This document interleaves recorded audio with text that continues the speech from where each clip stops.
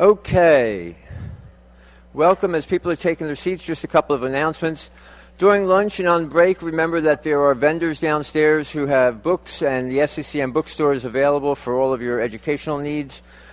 There are questions about folks that have laptops. There are more outlets towards the back of the room if you need them. So if your battery power is running out, feel free to think about plugging in the back. And we've had some questions about if you're using the electronic version of the slides, how can you write on them? Go into Acrobat and use tools, and there's a typewriter function. You should be able to type directly onto the slides. So with that, we're happy to kick off the next session on mechanical ventilation and weaning. It's my pleasure to once again welcome back Mark Hewlett, who's professor of pediatrics, physiology, and biophysics at the University of Arkansas, and the medical director for respiratory care at Arkansas Children's. Mark, thanks for coming back.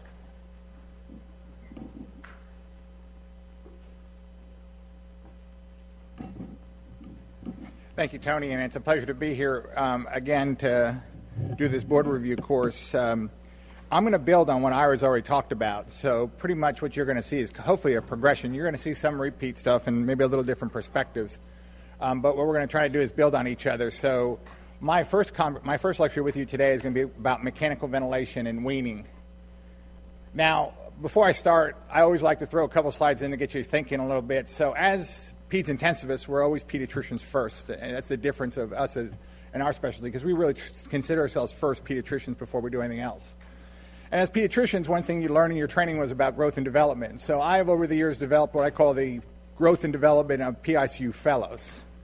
A first-year PICU fellow is kind of like a baby. They're cute, don't know a lot, very responsive, have some needs, they're very needy and so forth.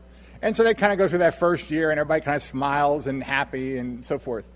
Second-year PICU fellows are kind of like toddlers. They want to get away from you, but not too far. They kind of stray a little bit, but they run right back to you again, and they're excited, and everything you say they're excited about. Third-year PICU fellows are like teenagers.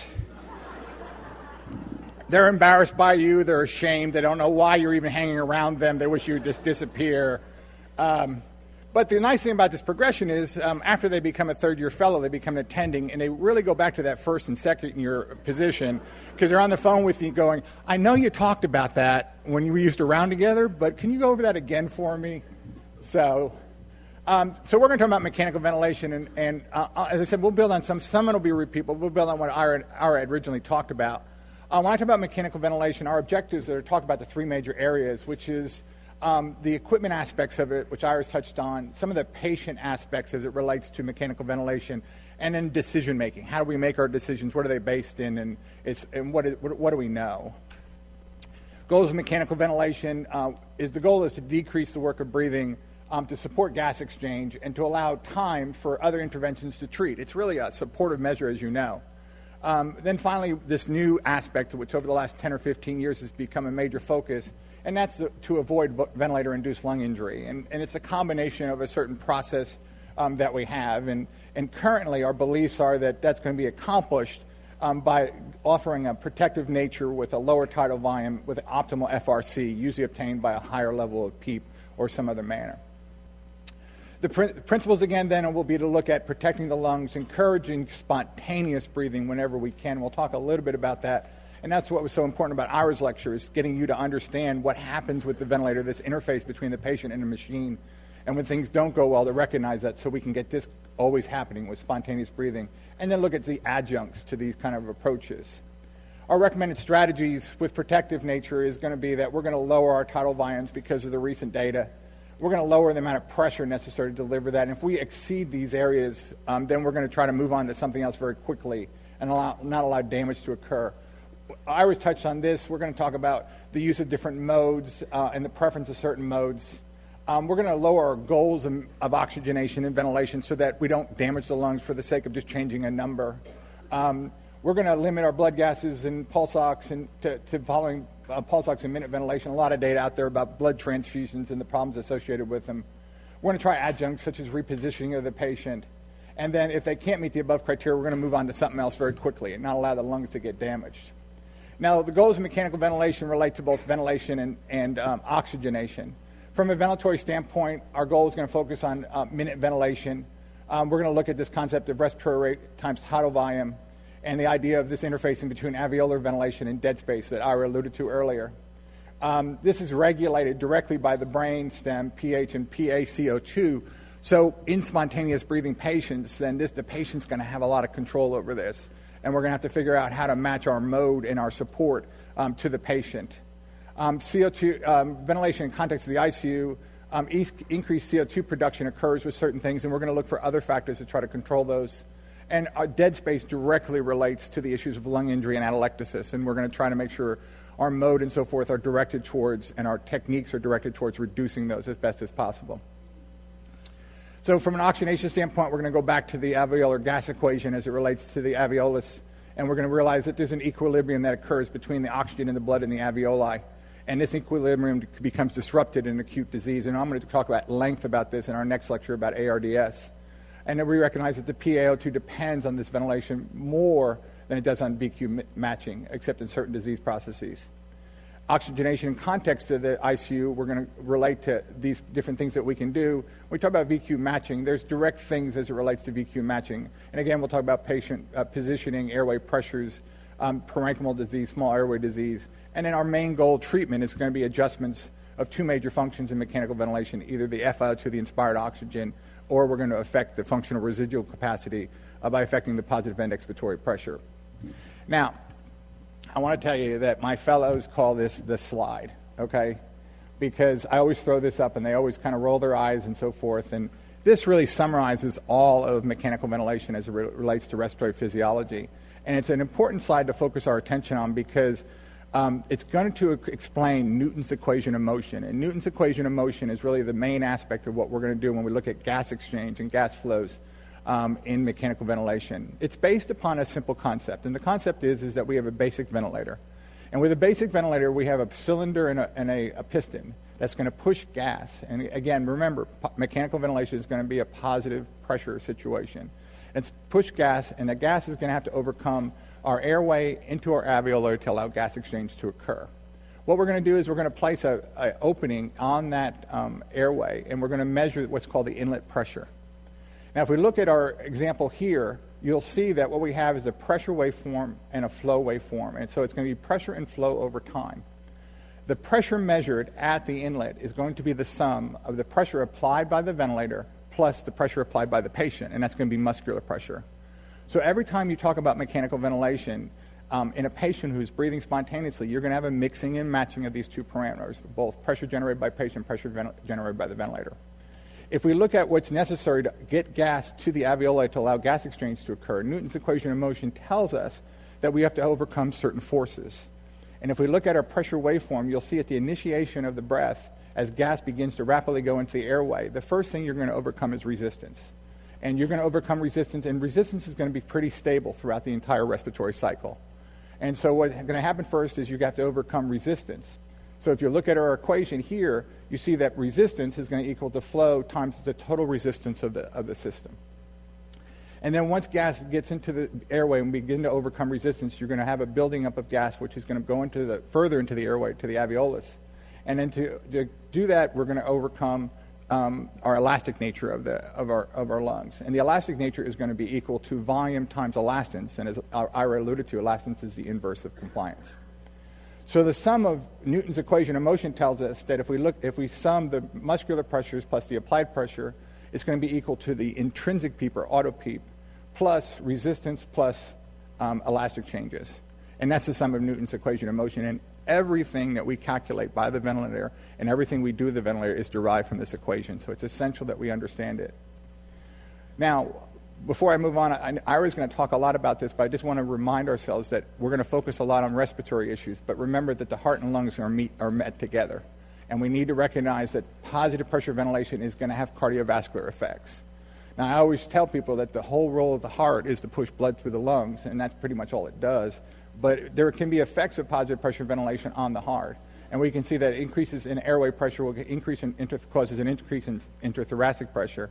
And it can have an effect, especially in a low-pressure, high-capacitance system like the venous system, and it will reduce venous return to the heart. And we can see a reduction in right and left ventricular pressures or filling decreased stroke volume, cardiac output, and oxygen delivery as a consequence, the positive pressure ventilation. Now, as we talk about modes of ventilation, again, we're going to use this concept of spontaneous breathing versus mechanical support. So as we talk about modes, one of the first things you want to think about is this a mode that's going to allow spontaneous breathing, or is this a mode that's going to be solely a mechanical breath? So we're going to move what's known as CMV to SIMB to BiVent to APRV to CPAP. And as we do that, you'll see the progression very much where CPAP is solely patient ventilated. There's no ventilatory support in CPAP. So that's going to be the point where it's pure spontaneous breathing, where in CMV it's going to be pretty much mechanical support. Some of the newer aspects will allow patients to breathe a little bit on the biased flow, but pretty much it doesn't allow the patient to do very much. So if we look at this, then we have to look at this interreaction then again between ventilator factors and patient-related factors. And Ira alluded to some of this already, and I'm going to build on this. First thing is the ventilator factors are going to relate to three major phases, and that's going to be the trigger variables, the variables that control gas delivery, and the variables that make the ventilator cycle off or shut off again. Patient-related factors are going to relate to the mechanics of the respiratory system and the characteristics of that PMUS waveform and how that PMUS waveform is then interpreted by the ventilator. So let's look at these three areas again. So again, what we're going to do is we're going to look at, on the ventilator, we're going to look at a pressure signal and a flow signal. Remember that no ventilator measures volume. The volume is an integration of your flow signal. So we're going to look at a measured pressure and a measured flow signal from the pneumotachograph. Now, to make this easier for you, in my research, we identify from the ventilator when the inspiratory valve closes and when the inspiratory valve opens and closes. So this is what we call the trigger signal. So this tells us during the breath when the actual ventilator opens that inspiratory valve to give more fresh gas and when it closes again. It's a timing signal. It tells us then we know how the ventilator responds. And then finally, we need a patient response to that PMUS signal. And that PMUS signal here is identified as a signal of an EMG catheter that's placed into the esophagus. So the integration of all these are going to tell us then how we understand breaths that are delivered by the ventilator and what are the advantages or disadvantages. If we put all these together and overface them together, the same signals again, now with a new signal being this blue, which is volume, which is the integration of your flow signal, what you'll see is that there are spacings and timings that occur from before the ventilator responds to after the ventilator responds to once the ventilator inspiratory valve closes. The PMUS signal is going to be that signal which is going to be generated by the patient, and that's going to be initially very large in the initial phase when the ventilator inspiratory valve is closed, and it's going to become smaller and smaller in relationship to the timing of the breath, but become larger as the breath is delivered to the patient. The next signal will going to be your flow signal, and that again is going to become larger as you have initial bias flow into the system. But once the inspiratory valve is open, depending upon the mode you're in, you're going to have a large amount of flow delivered to the patient. And then finally, the pressure, which is going to be generated up into the system as flow accelerates into the system, you're going to develop a certain pressure waveform. And then finally, the ultimate result of all this is going to be a delivered certain amount of volume to the patient. The importance of this is that there's certain phases that we need to focus our attention on, and it's important from a ventilatory standpoint to recognize that this pre-trigger trigger phase is essential, and Ira alluded to some of this already. Remember that you trigger the ventilator on the expiratory side of the system, okay, so that anything affects the expiratory side of the system is going to affect the triggering of the ventilator. That's where the pneumotachograph is positioned. So it's very important that if we look at a problem here, you really need to go back to the previous breath sometimes to figure out what happened with the previous breath, to understand what happened to the patient, why they responded the way they did with the subsequent breaths. So we're going to focus our attention on this pre-trigger trigger phase, and then once we do that, this delay in response here is going to be very important. Then this is really going to represent ventilator response. So this is patient response, and this is going to be ventilator response. So it's very important that we differentiate those two factors.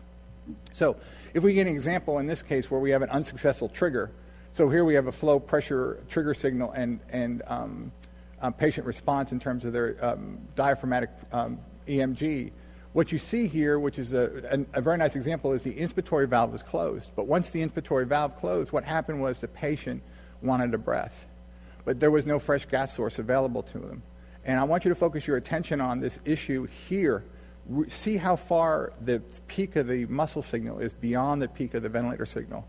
So this is what created this. The patient wanted a certain breath. They couldn't get what they wanted, so it continued beyond when the inspiratory valve closed. And this is an unsuccessful trigger because the ventilator actually blocked them out because inspiration had ended. Now, the importance of this from a mechanical ventilatory standpoint is to recognize that in unsuccessful triggering, that it's not the result of poor inspiratory effort. It's not because the patient can't trigger the ventilator.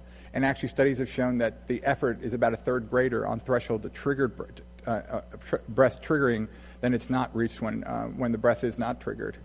Breaths that do not trigger the ventilator have a higher tidal volume and a shorter expiratory time. So this is not related to that there's a failure from the standpoint of the patient. It's a failure for a number of other reasons that we need to address and look at.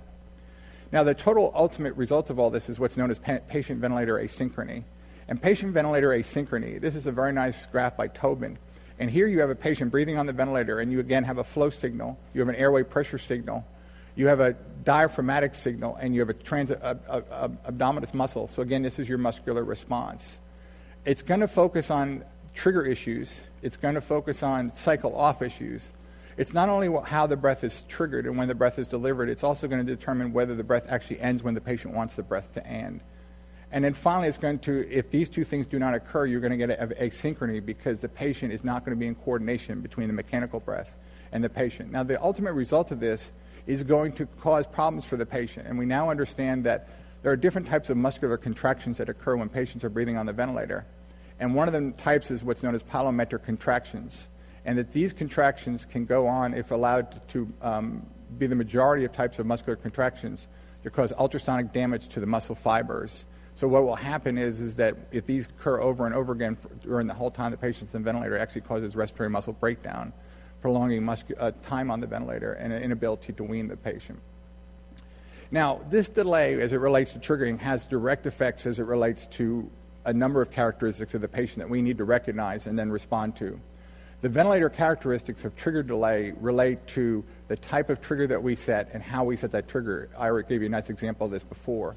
Where that signal trigger occurs, the type of ventilator and how the valves are designed, the level of the amount of assistance that's delivered to the patient, and then finally the ventilator mode that we choose. And those will have all direct effects on these characteristics. There are direct patient characteristics that can be affected by this, and those are the evidence of dynamic hyperinflation and respiratory drive during the trigger phase. And if we're in non-invasive ventilatory support rather than invasive ventilatory support, upper airway resistance has a direct effect on this triggering as it relates to the ventilator. And then finally, there's characteristics of the circuit and the interfaces that will have an effect. And that's the addition of resistance into the system. And I can't tell you how many times that I see people have added HMEs or sensors or water traps or something into the system that has a direct negative impact on the ability of the patient to trigger the ventilator. Presence of air leaks, and then finally accumulation of water in the ventilator tubing. And again, remember, you're triggering on the expiratory side of the system. So if you have lots of water sitting in the tubing, that's something they have to overcome against before the ventilator will sense a change in flow, since most all ventilators now trigger by flow signals. So ventilator asynchrony then is caused by a number of factors as it relates to the patient, the ventilator, and decision making. So the trigger delay we talked about then can lead to ventilator asynchrony. And it can be from the physiology of the patient themselves. It can relate to certain aspects of the ventilator. And it can relate, again, we talked about the trigger signal, the cycle-off signal. It also can relate to evidence of auto-PEEP or intrinsic PEEP and leaks in the system. And then from a decision-making standpoint, we can have a direct effect by the mode that we chose, what's appropriate for the patient's disease process and their current status, the level of support we give, the level of sedation, whether their nutritional support is adequate, and then other treatments that we deliver that may have effects on the ventilator. And we'll talk a little bit about those. So let's go back to this example again and tie this all together. Now, this is going to be an example. That was an example of trigger asynchrony. This is now going to show you what happened with the previous breath that affected that trigger asynchrony. And this is the flow asynchrony. So what's going to happen in this situation is that what you're going to focus your attention on is the inspiratory valve opens, pressure begins to build, flow begins to build, muscular response begins to build, volume begins to build. But look what happens. About 3/4 of the way through the breath, the patient is not receiving an adequate level of flow to meet their needs. So now what happens, and Ira showed you this in some of his slides, the patient is now going to increase their inspiratory effort, and they're going to cause a sculpting here of that pressure waveform. And that's then going to lead to what we know as flow asynchrony, and the ventilator is not going to be able to meet that. So what happens is once that inspiratory valve closes, the patient's still going to want more breath, so they're going to keep going. And they're going to try to pull fresh bias flow gas from this ventilator, but not able to trigger the ventilator. So this is a very nice example where flow asynchrony leads directly into trigger asynchrony, thus causing a problem. Now, when we talk about modes of ventilation, and we'll talk over the next couple of minutes about different modes of ventilation, and the reason I focus on these, again, is these are easy board questions to write because there are certain parameters that are very straightforward, and there's not a lot of debate about them. When we talk about the design of a ventilator, what we're talking about is a ventilator is designed by engineers, and engineers use certain principles to design these ventilators. And what they do is they take a combination of what's known as conditional variables, control variables, and phase variables. Control variables are our typical pressure, flow, and volume. So something's going to control the breath. So every mode of ventilation we talk about, we're going to have to determine what's our controller. Is it a pressure controller, a volume controller, or a flow controller? Then we have a phase variable. And the phase variable is going to be that variable that tells the ventilator when to start inspiration, how long do you sustain inspiration, and how do you end inspiration. And this is going to be the key when we talk about asynchrony and difficulties with the patient, is when we do not have synchronous response between the patient and the ventilator, between their needs and wants. So a mode of ventilation, by definition, as Ida alluded to already, is going to be sometimes a confusing thing because people name modes different ways. But by definition, the determinant of a mode of ventilation, phase variables determine the parameters of each cycle. Mode of ventilation is a jargon for various combinations between control and phase variables. So the mode of ventilation should tell you what the controlling variable is and what the phase variable is. But because each ventilator company needs to name it differently so that in terms of their product for sales and so forth, you'll sometimes find that some of these names can be stretched a little bit and not be as informative to us as clinicians. So let's talk about different modes of ventilation. We'll talk in general terms, and we'll talk about some specific modes. And I tried to pick out things that I thought would be easy kind of board questions since this is the purpose of our course. If we look at different modes, we want to break out modes into control modes versus spontaneous breathing modes. We have a mode which is known as assist control. In assist control mode, you can set a number of breaths that are control. In other words, a controlled breath is always going to be a breath which is going to be, every time the patient stimulates the breath in assist control, they're going to get a full ventilator breath. So they're going to get full response every time they breathe. And this type of mode, a control mode, is never going to be a weaning mode because it doesn't matter how far you turn down the set ventilator rate. Once the patient triggers the breath, they're going to get a full ventilator breath no matter what. In assist mode, the patient's going to initiate all their breaths. The patient is going to control the rate, but also receive a full machine breath every time they trigger the ventilator. The assist mode is going to, unless the patient's respiratory rate falls below a preset parameter, it's going to follow through with whatever the patient triggers. If it does that, then it's going to switch over to a control mode. So if the patient becomes apneic or decreases their respiratory drive, they're going to switch in with a backup mode. And so that's what, when the therapists talk about a backup rate, that's what the backup rate is. The problem with this mode is that rapidly breathing can overventilate and cause hyperinflation and auto-PEEP because, again, the patient doesn't have full control over the entire ventilatory cycle. They have control over when they trigger the ventilator, but the other parameters, the other aspects of the phase variables are not well controlled by the patient. They're controlled by the ventilator. So if the patient's disease process changes, their resistance, their compliance change is going to create a problem. IMV and SIMV are two descriptions of modes, which again, IMV is going to be a control mode where what's going to happen again is that patient receives a set number of ventilator breaths. They're different from control breaths because the patient, again, can initiate the breath. The difference from assist spontaneous breaths are not supported by the machine where with a fixed tidal volume. So the old classic IMV, which we don't see very much anymore, essentially once the patient got in between their ventilator breath, they got very little support. Unless you dialed in pressure support or something else, there was nothing there. In the older ventilators, all they could do is pull the gas that was available in the circuit. The newer ventilators mix together a control mode or a intermittent mode along with a support mode. And this is the example of SIMV. In SIMV, what happens is you tell the ventilator that I want you, every time the patient triggers the very first breath within a preset time limit, I want that breath to be a full ventilator breath. So if your patient is breathing 10 times a minute, you create a 6-second respiratory cycle. And during that 6-second respiratory cycle, the very first time the patient meets triggering parameters, they get a full ventilator breath.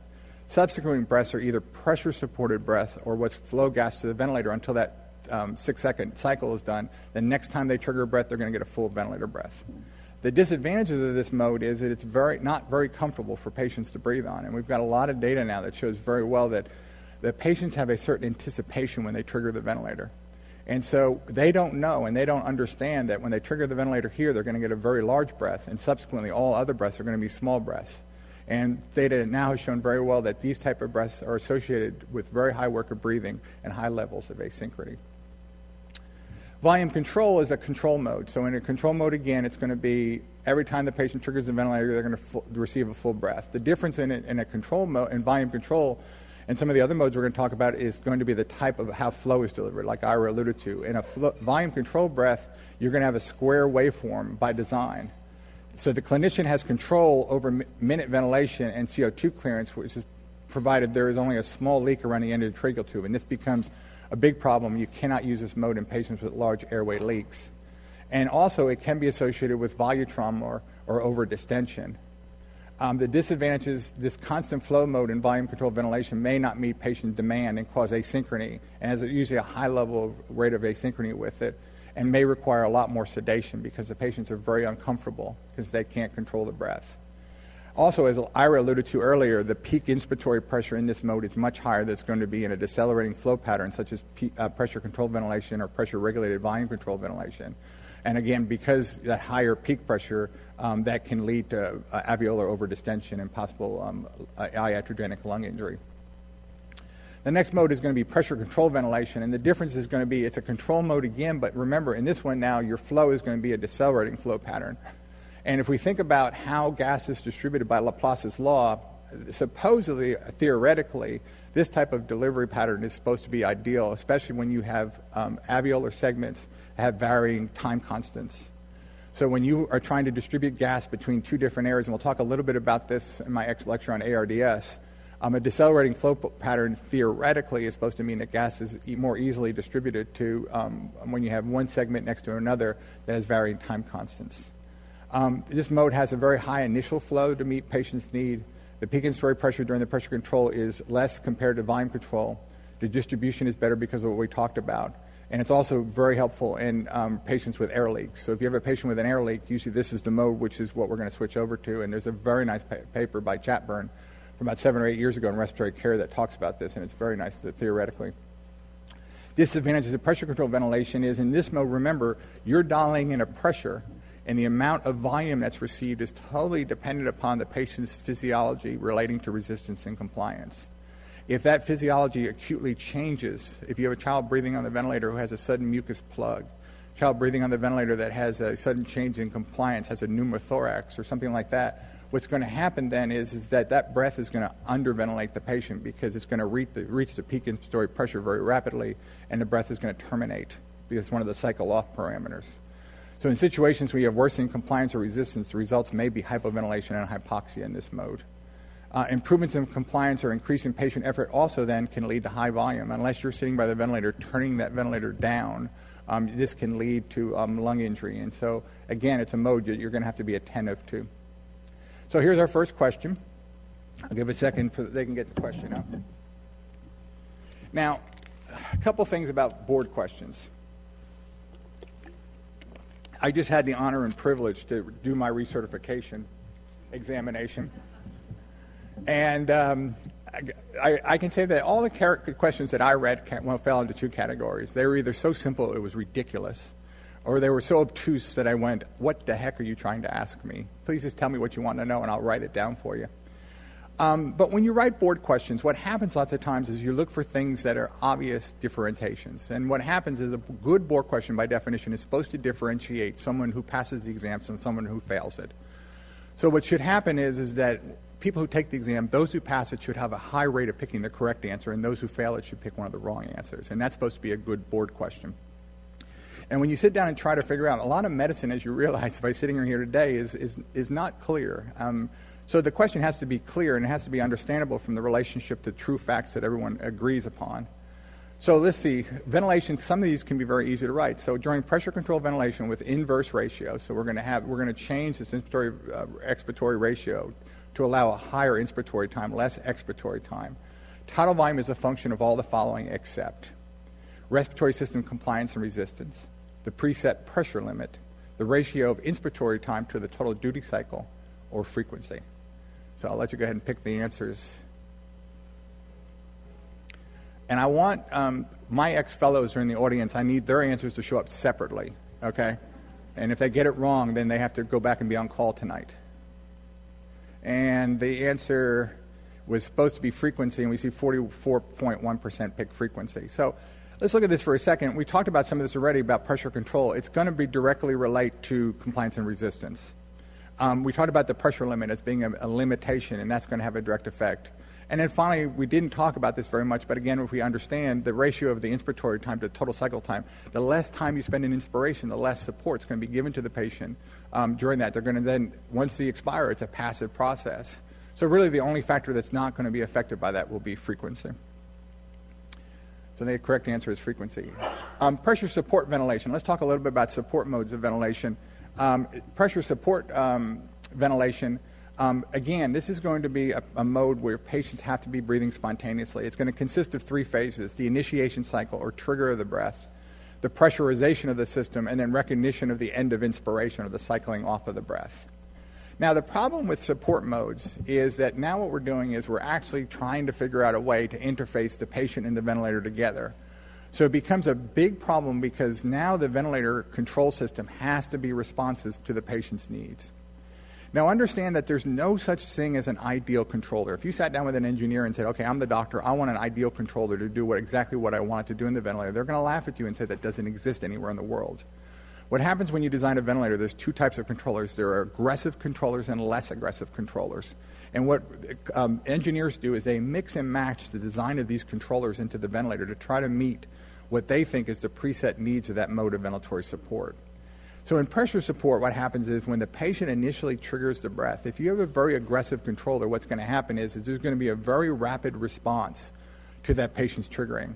And so what's going to happen then is you're going to have an overshooting, and that overshoot of the breath then is going to oscillate along that desired level, and that's going to delay the termination of the breath. So the patient's going to get a lot more support than you had originally thought they were going to get.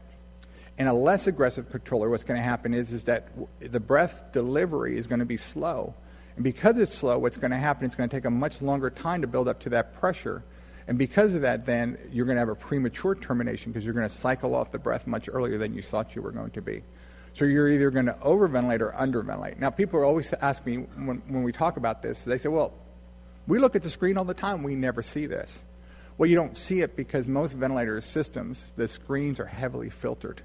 And they're designed to give you, their response times and their filtering are very high. So what happens is that you don't see a lot of this. If you go to the laboratory where, my research or ours laboratory, this becomes very obvious and this becomes a problem. So it's something sometimes you have to look at the response.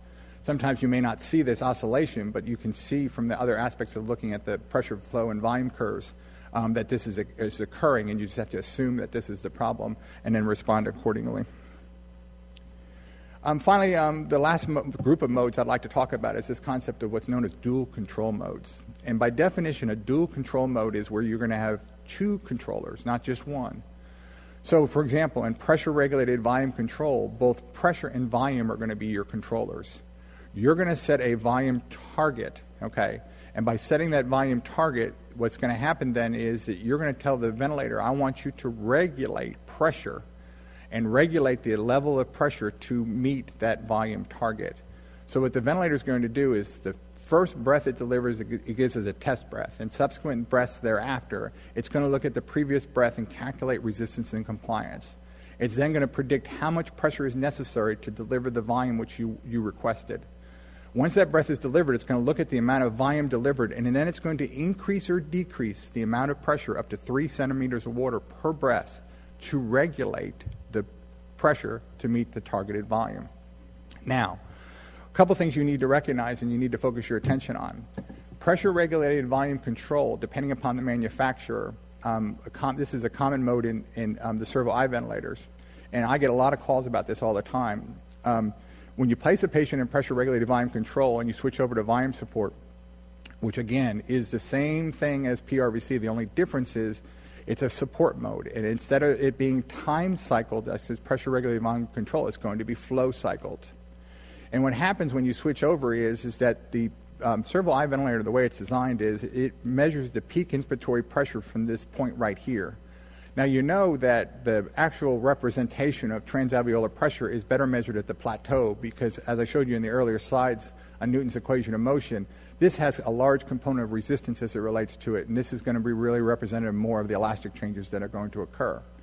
So what happens is that the ventilator peaks out very quickly, and once it peaks out very quickly, you will see higher peak inspiratory pressures displayed, even though they are actually not real. So the way to fix this is you can then tell the ventilator, I can fix that. What I want you to do is I'll change my cycle off parameter and change the amount of flow that I want you to terminate the flow. So instead of the standard 30%, you can decrease it down to 10% and fool the ventilator to say, I want you to end the breath earlier in flow. So this extra flow spike that actually doesn't mean anything actually disappears, and then you get true representation of the peak inspiratory pressures. And I've worked with the companies for a while trying to get them to fix this, and unfortunately they haven't fixed it yet. But it's really not a problem with the patient or so forth. It's just a false representation on the ventilator screen. So the advantage of pressure regulated volume control is that we're going to have a volume targeted level, and we're going to regulate pressure. So if you have a sudden change in the patient's clinical condition, you're going to have a much more rapid response to that change in the patient's condition than you would have such in pressure control. I noticed, and I added this, and this is not in your hand, and I apologize, because when I went back and looked at my stuff after I submitted my slides, I realized nobody was talking about high-frequency ventilation.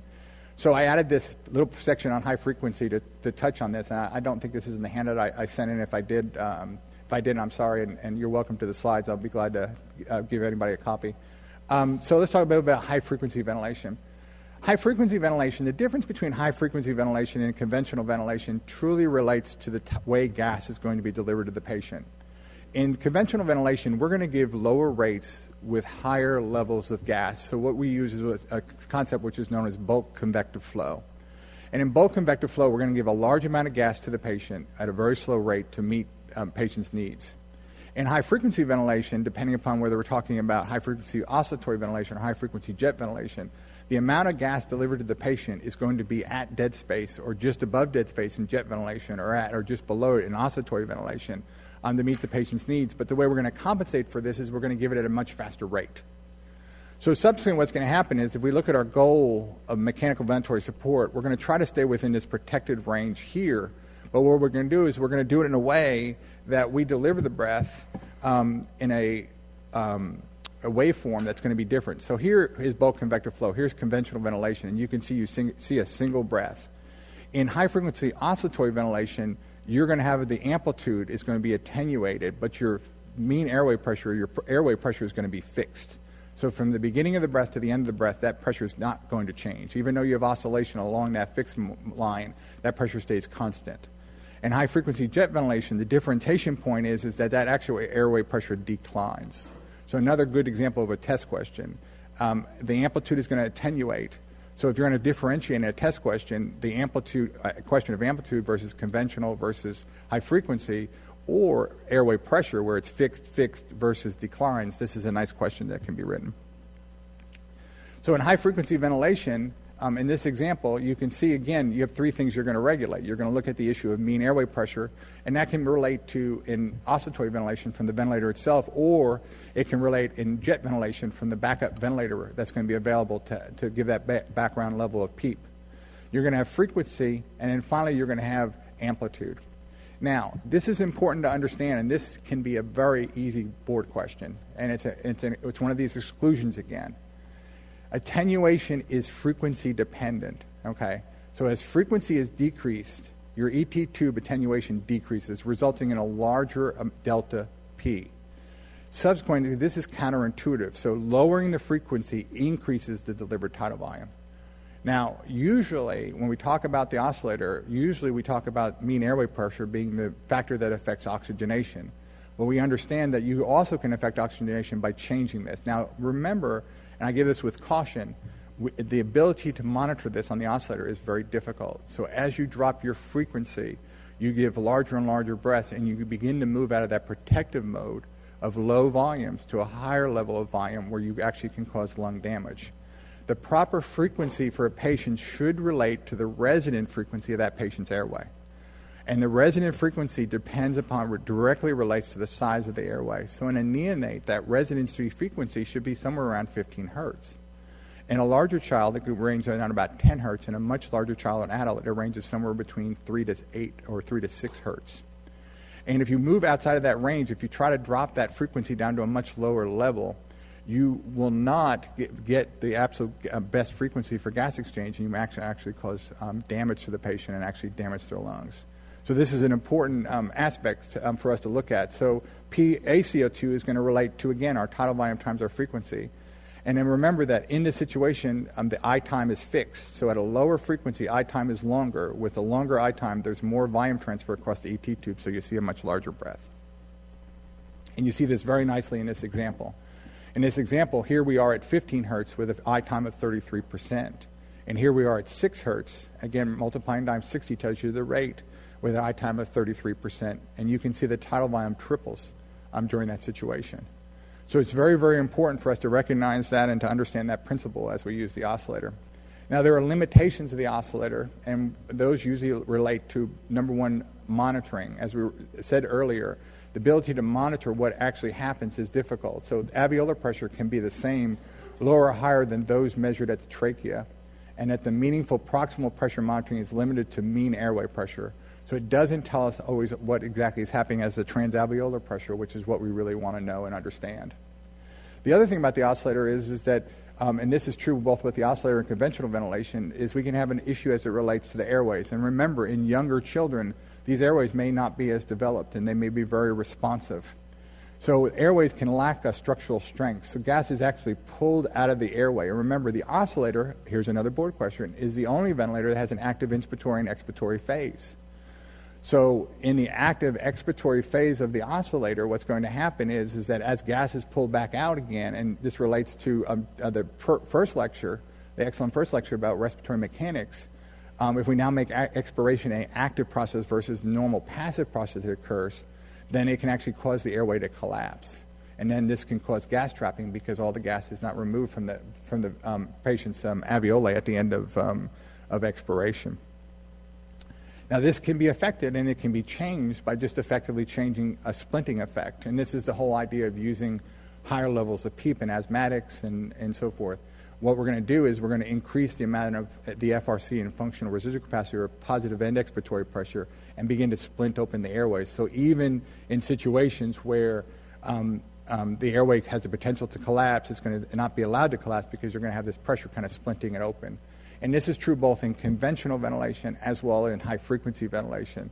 And it's something that we see not uncommonly, especially as we use lower and lower tidal volumes. And this is why the data until recently has been oh so poor when you look at data about protective lung strategies, because in the early days, people would use low tidal volumes with inadequate levels of PEEP.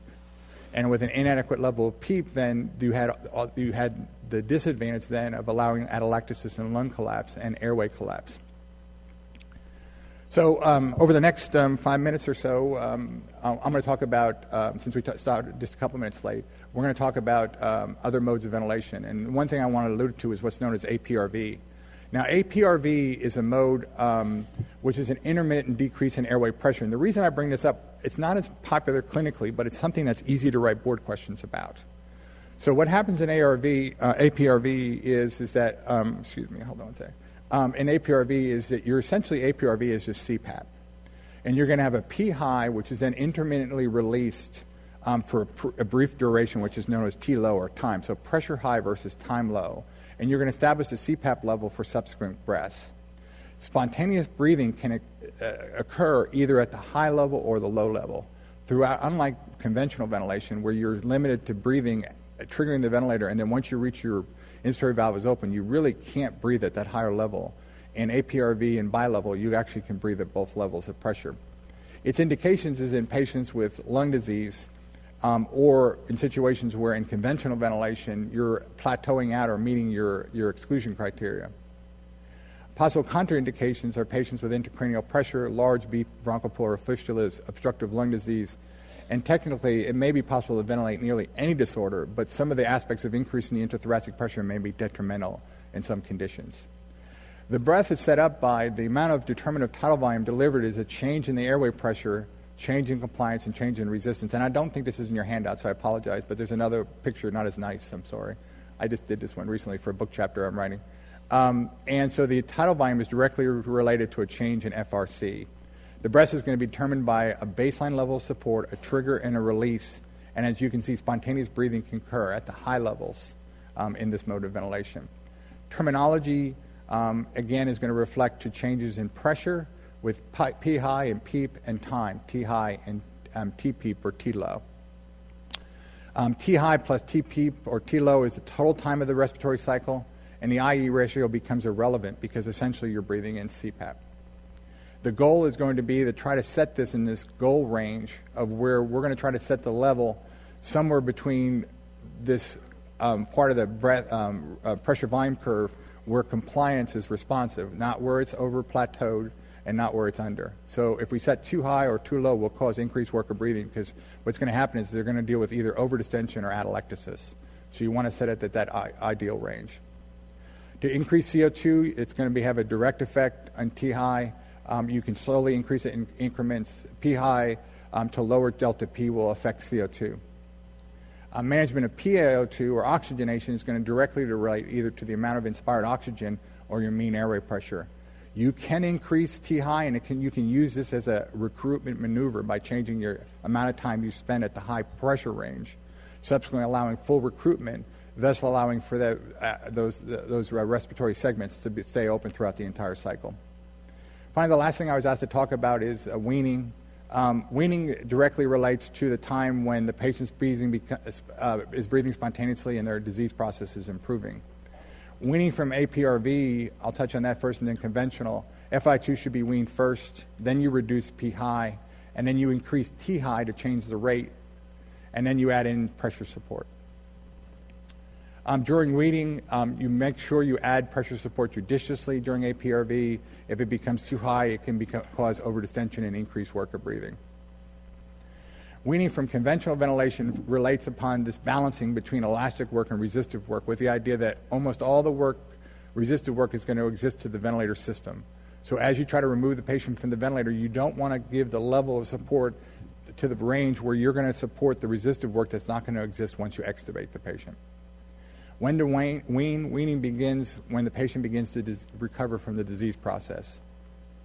Weaning failures are related to an increased respiratory load with increased elastic load or resistive load or decreased respiratory capacity. Increased respiratory load, as I said, can relate to increased elastic load, which could be non-resolution of lung disease, a secondary pneumonia or complication. Remember that the thoracic space and the abdominal space are one, so abdominal distension or hyperinflated lungs. Increased resistive load directly relates to thickened airway secretions, occlusion of the E-tube, or upper airway occlusion. And decreased respiratory capacity then relates directly to respiratory drive, things that can affect respiratory drive. And then finally, adjuncts to weaning, we have pharmacologic agents, which most centers is the use of some agent to reduce edema and swelling for subsequent extubation, which still to this day have not been proven. We can use adjuncts off of positive pressure ventilation from invasive to non-invasive. We can use something like Heliox to try to reduce airway resistance, or we can use a protocol to direct weaning to make it more specific for the patient.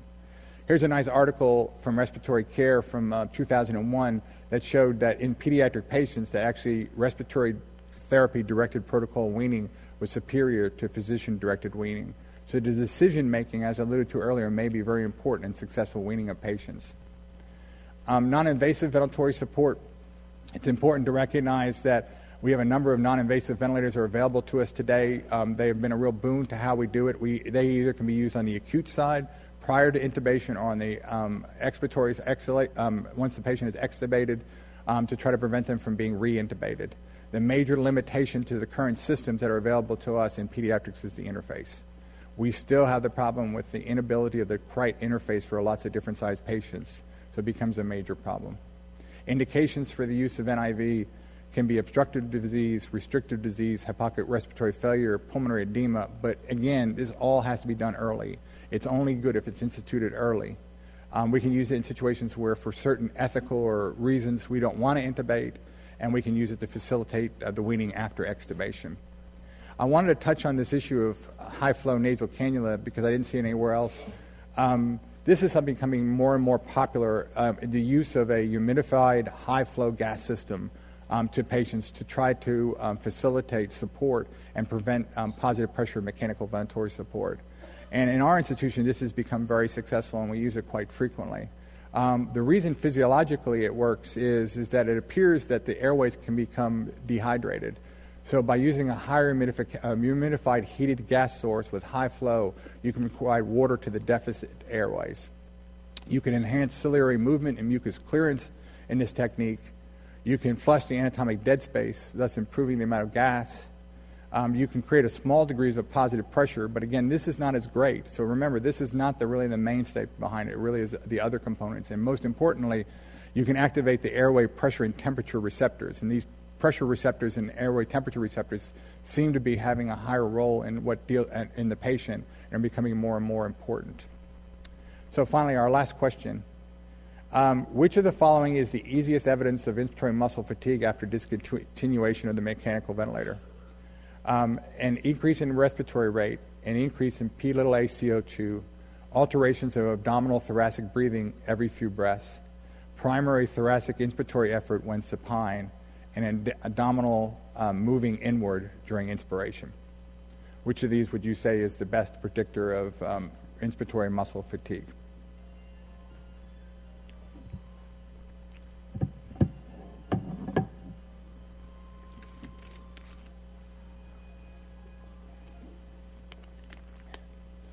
And 63.4% picked it right. It's respiratory rate. And again, when you read a question, don't always think that the question is going to relate to something more complex than it's trying to do. Clinically, everyone knows this. I mean, everybody knows that if a patient's starting to have problems, the first thing you're going to see is that their respiratory rate's going to go up. So it's a pretty intuitive question, but sometimes what we do on these tests is we overthink it. So finally, in conclusion, and I know I need to end, I want to give you an example of bad decision-making, okay? Whenever we talk about mechanical ventilation, decision-making can sometimes be bad, and that can lead us into problems. So here we see an example of bad decision-making. A bad decision-making may be the choice of playing Frisbee with your dog at 30,000 feet, especially when your dog is tied to you. That would be a bad decision-making. Bad decision-making also could be teaching your pet alligator to play Frisbee and then playing with your alligator. That would be a bad decision-making. Well, I appreciate everybody's attention today, and I'll be glad to answer any questions. Yes, go ahead. Confusion with the first question that was asked. Okay.